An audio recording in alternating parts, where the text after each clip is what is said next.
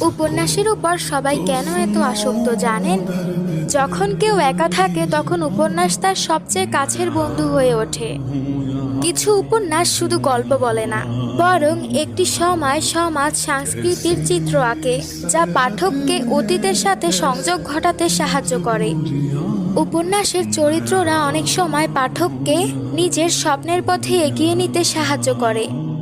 কিছু গল্প এমন হয় যেখানে একেবারে অপরিচিত কোনো চরিত্রকে এত আপন মনে হয় যে মনে হয় সে পাঠকের জীবনেরই অংশ। কিছু উপন্যাসের চরিত্র এত জীবন্ত হয়ে ওঠে যে পাঠক তাদের আনন্দে হাসে, দুঃখে কাঁদে এবং কখনো কখনো তারা সত্যিকারের বন্ধু হয়ে ওঠে। কিছু অনুভূতি আছে যা বাস্তবে বলা বা বোঝানো যায় না, কিন্তু উপন্যাসের পৃষ্ঠায় তার পূর্ণতা পায়।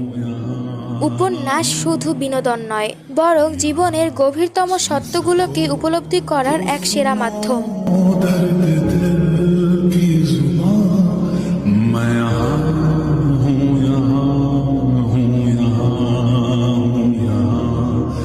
कैसी सरहद